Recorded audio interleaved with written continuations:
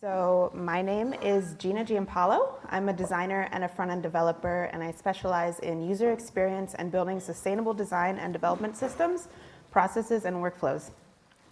I work at a small studio called Rumors in Portland, Oregon in the United States. I also run a meetup for people interested in decentralized tech called Dat Night. And I want to talk to you today about my experiences as a front-end developer trying to work on the decentralized web. I'm going to share ideas for new models for building the decentralized web, particularly how we can look to the natural world as a guiding framework. And I'm also going to share a bit about my efforts to build a community around this in Portland.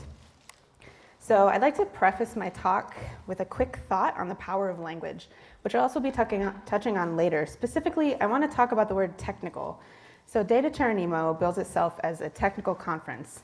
And technical is a word that I've come to dislike as of late because it creates a duality that's preventing people who don't identify as technical from contributing within a space. In fact, I'd argue that the non-technical is the most important part of the work we're doing right now. I think it's the work that's going to facilitate opportunities for all of our technical work to actually affect change in the world.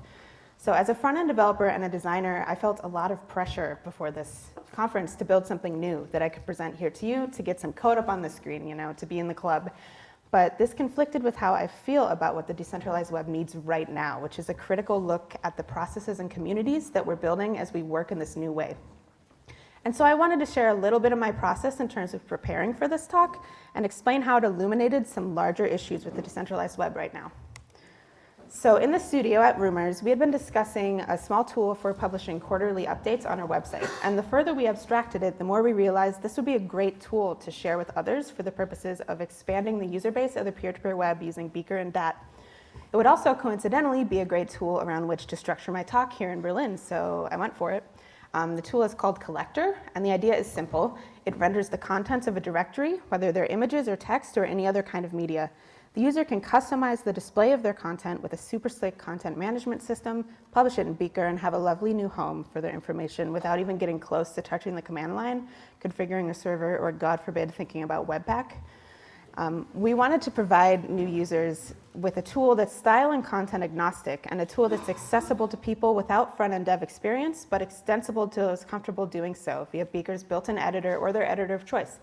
So we plan to work on this tool iteratively and openly with support for content types added in the form of plugins, with the goal being an approachable modular ecosystem that a user could cater to their content needs. But we didn't build it, and I think it's important that you know why. For one, the tech was not mature enough to provide the user experience that we desired, particularly in the onboarding process, which is critical for gaining and retaining users. There was poor or incomplete documentation for the tools and frameworks on which we were trying to build the application, but most importantly, we weren't sure we could provide the kind of support that this would need to succeed. We know we could figure out the tech eventually because we always do, but we don't have the bandwidth to educate and support potential users, which we believe is the most important part of releasing a tool like this. And I think this reflects the larger state of the decentralized web quite well. There are technical constraints that prevent usability, and there are process and community constraints that prevent new people from adopting these technologies. At Rumors, we're experts in usability and interfaces. We are the ideal candidates for early adoption of these technologies because we're small enough to incorporate new tech, and we also share a lot of values with this way of working. But even with all of that being true, the reason we've not yet built this is because we didn't think it could be any different than anything that currently exists. Which leads me to the core problem. The way that we're building now still reflects the way that things are currently broken. So today I'd like to share a manifesto of sorts for the future of decentralized tech from the point of view of a front-end developer who wants to build this way but feels stuck. I'm the audience that those of you who are building the technical side of the D-Web need to reach, because I'm the person who will be using your technology to build the user-facing apps of the future. So these are the tenets of my manifesto.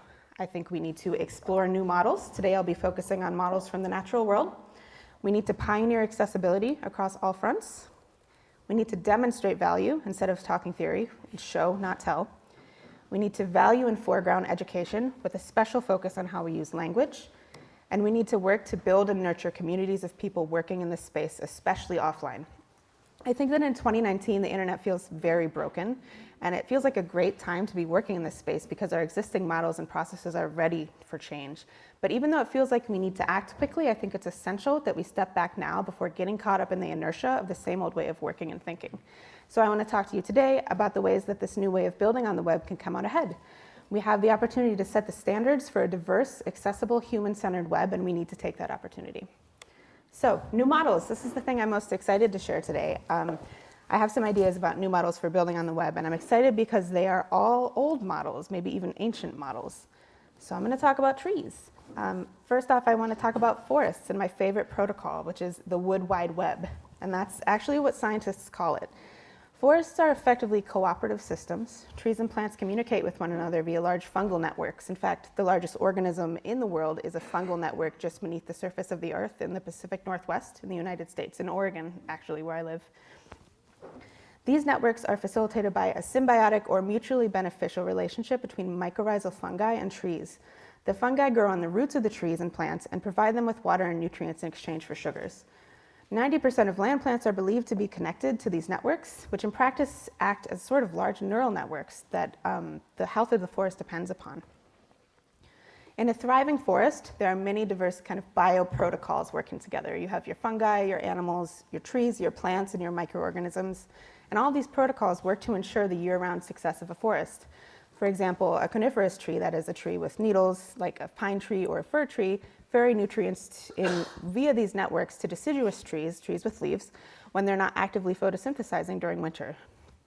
So-called mother trees help saplings in their shade get the nutrients they need so they can eventually grow to reach and join the main tree canopy and become self-sufficient because they're now reaching the sun. These networks even have similar problems to ours. Certain species of orchid are known to hack the system to gain access to nutrients without giving anything in return. Other species, like the black walnut, are bad actors, and they slowly poison the plants around them in an effort to hoard more nutrients for themselves. But for the most part, forest ecosystems are inherently socialist, supporting one another with resources, storing them for later, helping the young and the weak, and signaling when defenses need to be raised. They limit their size and they self-police their communities, and they act as stewards of the land on which they're planted. So I also want to talk about gardens. My friend and coworker Caleb said this the other day. He said that as a technology that resists capitalism and authority, files and documents that we keep on desktops are inappropriate analogs. He says that we can think of digital artifacts as organisms that reproduce and evolve. Protocols and formats like DAT approximate pollination and DNA, keeping a record of an organism's ancestry and history and instructions for reproducing or modifying it. So what if we were to imagine instead what we're building as a garden? A user can plant a garden of content with some control over its presentation or arrangement and some accountability for its livelihood. With your consent, other people can take seeds to reproduce parts of your garden, and what they grow may end up pollinating what you planted originally. So this is my community garden back home in Portland. And in planning and caring for my garden, I'm setting it up for success by doing things to leverage and support natural processes. I'm planting pollinator plants to attract beneficial insects. I'm rotating crops to ensure that nutrients are balanced correctly, and I'm pairing plants that are friends and keeping plants that are enemies apart. And we can look at this in a micro to macro powers of 10 sort of way too. On the left is my plot, and on the right is an aerial view of the community garden. When I work in the community garden, I'm aware that the ecosystem of this garden affects the surrounding community and act accordingly.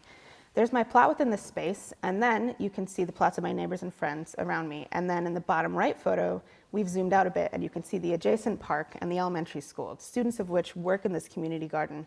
They're being actively educated by stewards of the garden. There's the greater neighborhood that reaps the benefits of having a garden nearby, and that there are programs that facilitate gardeners sharing their extra produce.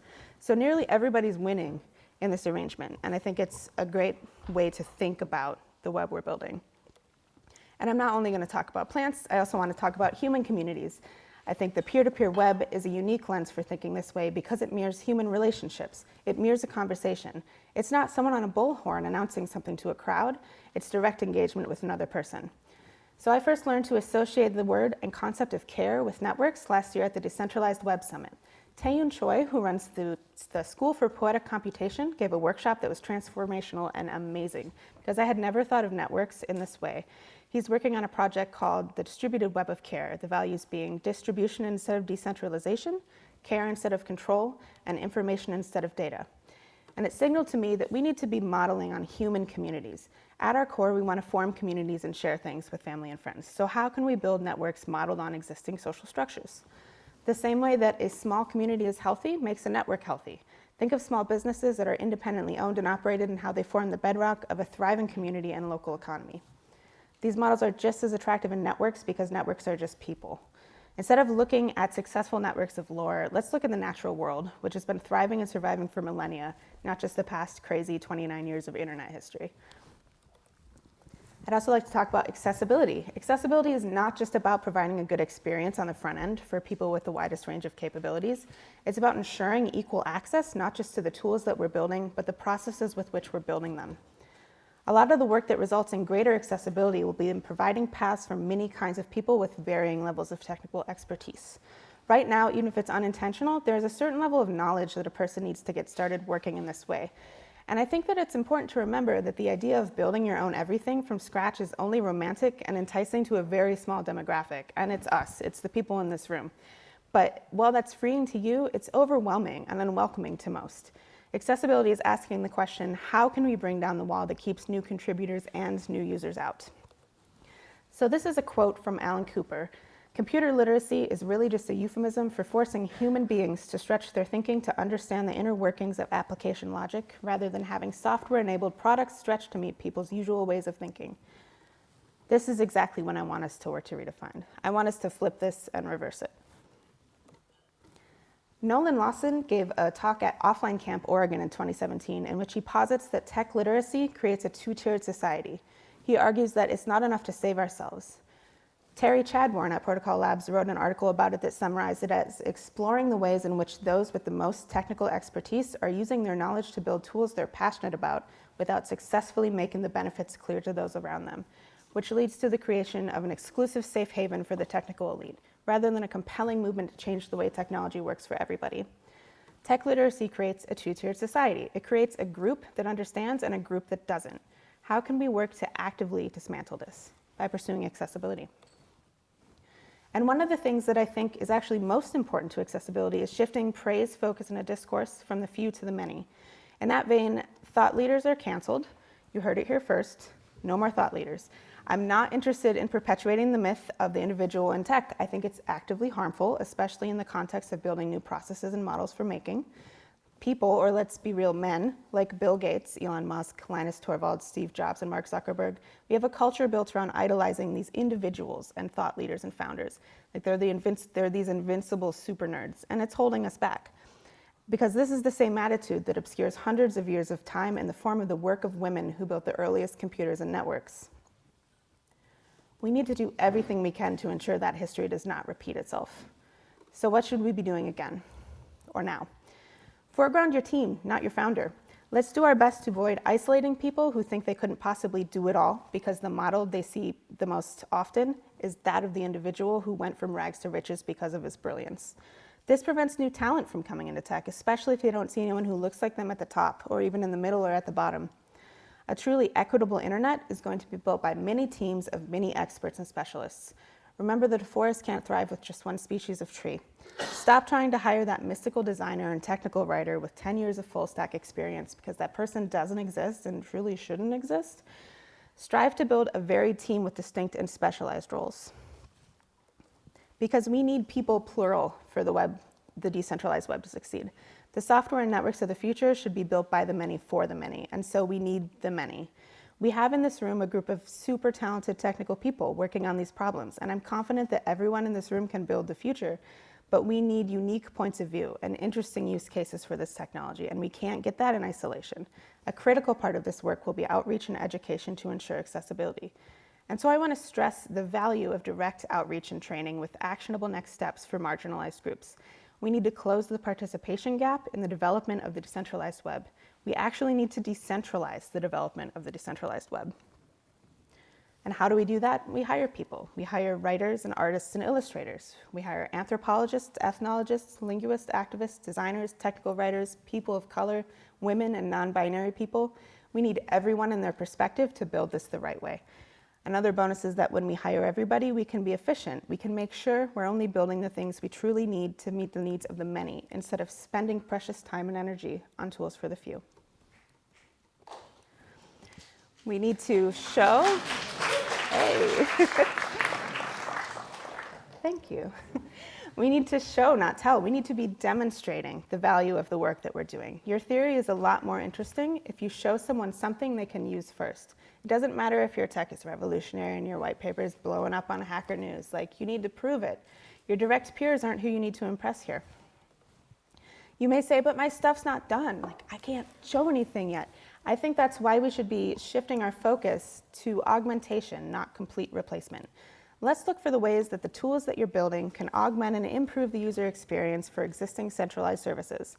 What existing design patterns can we adopt to use as a familiar framework within which to teach people these concepts? Seeing this DAT site available flag in Firefox made my day. When Mozilla adds the DAT protocol to Firefox, which if I say that, they will, right? If they provide a great informative page to explain what this means, it's an excellent teaching moment for users. I think we should be trying to find more moments like this because it's going to allow us to solve many problems now instead of waiting to release a monolith. Beaker browser is another great example of this. It's built on top of Chrome. It's familiar for users. Users get to encounter these concepts for the first time in a familiar place, the browser, with a familiar experience, a text editor. At a time when the barrier to entry for front-end development is ever growing and monumental, Beaker levels the playing field. Someone can get their own site up and running in 2 minutes, and that's super powerful. I think that we should be foregrounding these experiences in the peer-to-peer web and working to polish them so that they are flawless. I think another great way to keep things human is to focus on writing. Writing is the bedrock of the web, just as it's the bedrock of human civilization, which is dramatic, I know, but it's true. So many tools for sharing our information now keep individual units of information, whether they're photos or text or written pieces, in this large relational database where it's easier to see a single piece than to see the whole. These cloud storage solutions often obfuscate the file system, taking an individual's information hostage in these walled ecosystems with no human-readable manifest or map. This is taking power from people. The peer-to-peer web is powerful because in a world of content-sharing mega platforms, tools like Beaker Browser still reveal the file system. By allowing people to peer, no pun intended, into the file system, we're providing a road back into the web that's approachable and familiar because it's writing, and we all write. It's far easier to teach these concepts with writing than with something like currency, which is already wildly complex. And so I want to make sure tools like Beaker are getting all of the love they deserve, because while on the surface they may not seem as revolutionary, these are the tools that humans can relate to. These are the entry points for the users of the future. So I don't need to outline the ways in which decentralization can change the world because I'm preaching to the choir here, but I don't think decentralization is the rallying call. Decentralized is this like loaded magical word that promises this bright, shiny future where we've solved many of the current problems with the internet. But if you're not familiar with those problems in the first place, you can't imagine that future. We need to identify and name the benefits of using decentralized technology in plain language and also compare it to existing technology. We need to educate on both sides of the equation. I think that one of the most important problems we need to solve well is when to obscure and when to reveal. You need to know your audience. Sometimes your audience doesn't need to know why something works, just how to use it. An overly technical explanation of something may connote skill and quality to one person but exclude most people. So cater to different experience levels for your users, your front-end developers, and your engineers. So docs, I'm going to talk about docs because they're extremely important. What if you wrote the docs first? What if you considered the full spectrum of people who will encounter your technology from the outset? What if you planned your garden before you planted it? Set out to write a suite of documentation that covers this entire spectrum of humans using what you build. On the left, you have your most inclusive documentation that caters to non-technical users, and on the right, you have your least inclusive for engineers. You should be starting with a place to use plain language and narrative. Storytelling is powerful. A well-designed diagram that can translate these tough concepts without using vector illustrations of clouds, that would be amazing, and it's super powerful. That would be for kind of your non-technical users. And then you give an olive branch to your front-end developers. How about an annotated pattern library and module library? You're going to need an incredible README that you've tested in many different development environments to ensure that onboarding and setup goes super smooth. And then maybe you have your tech specs, your protocol specifications, and then finally, whatever nerds want. I don't know what you want. Maybe like caching and memory allocation stuff. I don't know. I don't know your life. But when you first meet someone, either in person or with your website, because that's meeting someone too, you should be on the left of this. You should not be foregrounding the technical. And how about you test your docs? Test your docs like they're the most important user experience you have, because right now they are. For me, most of the pain points when using documentation are in the onboarding stage, and that's when you're going to win. That's when you're going to lose me. If I don't get to hello world, I'm going to rimraff your directory and it's gone, and I'm not sorry because I'm busy and there's a lot of tools out there. So care for your developers. What if we didn't force our devs to take on the cognitive load to decipher docs? What if we gave them the power to build with your tools? Maybe it will take you longer to release, but the benefits will multiply in the development community. When developers find that your product is the one that's well documented and easy to set up, they're going to use yours and they're going to spread the word. It's important to plant not just one seed, but many to increase the chances of pollination. I also think it's worth noting that the best test of your application will be writing the docs. Good docs are usually not written, I think, by people who build the tools because they're different skill sets, and that's okay. You shouldn't be expected to write those docs. But the process of explaining a concept to a copywriter or an illustrator is valuable, and I say this as a designer who's been on the other side of this equation. You're going to find holes in your work the second you sit down to work with someone non-technical to visually translate your process. So involve them from the get-go. It's sort of a peer review that you get for free, where you get to have someone who thinks visually and differently look at your docs and tell you what you need and what you don't need. And finally, I already talked about this, but language matters a lot. The first thing we're saying right now about these tools is technical. We're saying cryptocurrency, decentralized network, DAT protocol, P2P, interplanetary file system. This is like trying to get someone excited about space travel by jumping right in to tell them about propellants and oxidizers and trajectories, when you could just show them the Earth, which is very cool. I mean, what's going to win? Is it this or is it trajectories? Is it an HTTP-based PHP application for facilitating platonic networks? Or is it a place for friends? I mean, what if Twitter called themselves an asynchronous pub/sub messaging service with opinionated formatting, instead of offering users the ability to see what's happening in the world right now? Like, they're going to lose everybody. Sarah Richards, who was previously a content designer at gov.uk, says, "It's not dumbing down, it's opening up."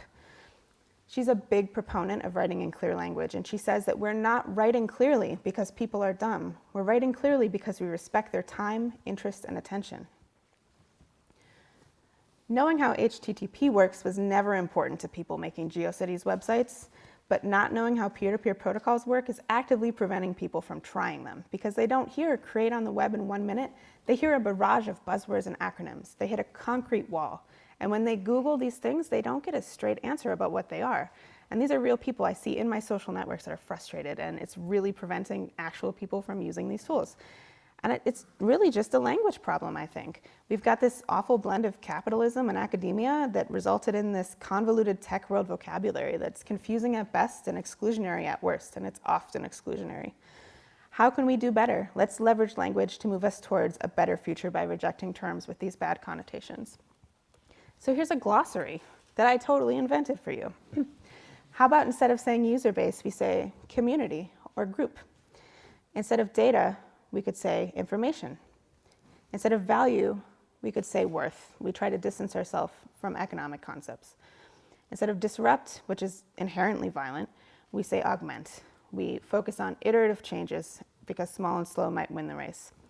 And instead of network, we say community. Let's redefine network as a group of connected people and a group of connected hardware instead of a group of connected hardware. And finally, community. My in-progress experimental solution to building community in Portland is DAT Night. DAT Night is a meetup I've been running since November. It's an example of how I'm incorporating all of what I've just talked about into my practice as a designer, developer, and organizer. So my goal with DAT Night is to educate a diverse group of people by demonstrating new models of creating online. I want these people to have a real-life community where they build things and work through problems together. I want DAT Night to be informal. I want it to be a space where you feel comfortable saying you don't know something and know that any question that's asked, we're going to answer together. I also want it to be democratic. I want my attendees to drive the ship, deciding the content and workshops and speakers that we'll be bringing to future events. I truly believe that people will work this way if they know they have support in real life, because I think this is why I've stuck with DAT and Beaker. I have connections to people working on it. When I've become frustrated, which was very often early on, I got a lot of encouragement and help from my peers and friends at Code for Science and Society. So we've had 3 events so far.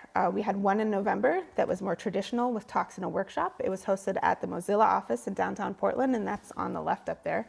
I wanted to run a sort of tactile workshop to try to liven up the room and ensure we weren't just looking at code on a screen in the dark, because that's the worst. And so I loosely modeled peer-to-peer networks with string. And do I think this was the most accurate model? Not really, but it got us talking and laughing and all tangled up in string, and it was an icebreaker. And it led to some great discussion, actually, about the problems on the peer-to-peer web. The second event was in March, and we had 2 speakers followed by unstructured time for people to just talk and share ideas and kind of decide what we want out of future events. We also ate a lot of snacks, which was great. On the right is Danielle Robinson from Code for Science and Society talking about how DAT is used for data. Oops. And our latest event was my favorite so far. It was at the end of April, and it was sort of a study hall where people could work together on a big project or their own thing in a room with people who would support whatever they were doing. I started off the evening with a super casual explanation of DAT and Beaker for people new to it, and then we split into groups to work. So you can see in this photo the online and offline resources I'm providing for the community. There's a bulletin board in the back where attendees can put ideas for the future of the event, things they'd like to learn more about or find collaborators for their products and projects. On the bookshelf on the left, I'm starting a zine collection. If you have one you want me to put on it, please mail it to me or email it to me.